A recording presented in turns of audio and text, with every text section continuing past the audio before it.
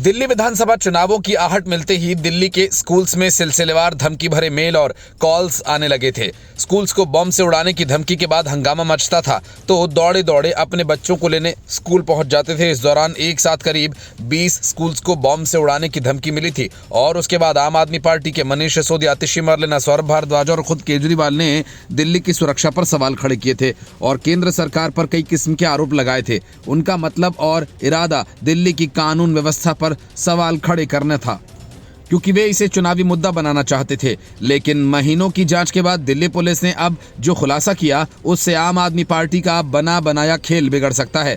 Police ने साफ किया कि जिस स्टूडेंट ने 20 से ज्यादा स्कूल्स को बॉम्ब से उड़ाने की धमकी दी उसका कनेक्शन एक एनजीओ से है। उसका कनेक्शन अफजल गुरु से भी निकला। आम आदमी पार्टी में अफजल गुरु से किसका नाता रहा है ये बताने की जरूरत नहीं कि नेता के परिवार ने अफजल गुरु को बचाने के लिए बाकायदा मुहिम चलाई थी और ये सब जानते हैं। ऐसे में दिल्ली पुलिस के इस खुलासे से सियासी बवाल बढ़ सकता है। लेकिन ये तो साफ है कि धमकी भरे मेल सिर्फ इसे चुनावी मुद्दा बताने के लिए किए गए थे। पुलिस ने कहा कि इस स्टूडेंट ने 400 से ज्यादा स्कूल्स को ईमेल भेजे थे। सीपी मधुप तिवारी ने कहा कि इस लड़के का परिवार एक एनजीओ के साथ काम करता है और उसका एनजीओ का एक खास राजनीतिक दल से संबंध है।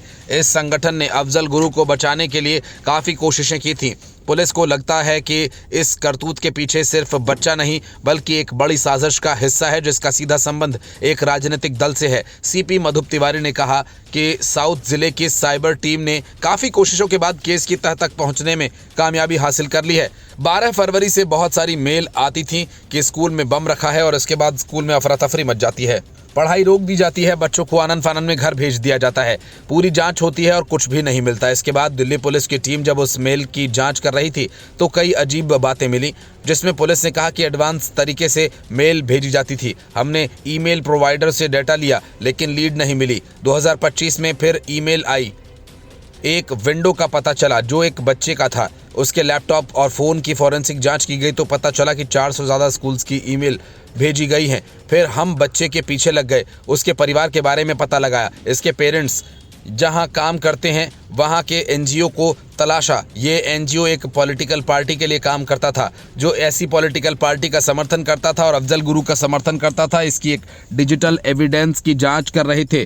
पुलिस ने बताया कि धमकी भरा ईमेल भेजने में जो ब्राउज़र इस्तेमाल किए जाते हैं उनका कंटेंट भी मिलता जुलता है। ये बड़ी इन्वेस्टिगेशन है, हम इसकी तहकीकात कर रहे हैं। आखिर में इसका सूत्रधार कौन है? हम एनजीओ का डेटा खंगाल रहे हैं। हमें इस बच्चे की पूरी जानकारी पता करनी है। इसके लिए हम पूरा प्रोफाइल खंगाल रहे हैं। एग्जाम टालना या टेस्ट टालना वजह नहीं हो सकती, इसकी कुछ और वजह लगती है। Special CP law and order ने कहा कि जांच शुरुआती स्टेज में है। जैसे जैसे आगे जांच कई खुलासे होंगे। हम डार्क वेब ब्राउजर और कई रूट्स देख रहे हैं। स्कूल्स में लगातार 12 फरवरी 2024 से मेल्स आ रही हैं। मेल के चलते कई बार एग्जाम्स को, टेस्ट को कैंसिल करना पड़ा था। तब ऐसा लगता था कि कहीं इसके पीछे कोई आतंकी ग्रुप तो नहीं। लेकिन 8 जनवरी 2025 को जो लास्ट ईमेल आई उसी के आधार पर हम बच्चे की पहचान कर पाए। बच्चे के लैपटॉप की फॉरेंसिक जांच से पता चला कि बच्चे ने 400 से ज़्यादा ईमेल्स भेजी थी। हमें शक हो रहा है कि एक बच्चा ये कैसे कर सकता है, इसलिए हमने आगे की जांच शुरू कर दी है। Bureau report, news of India.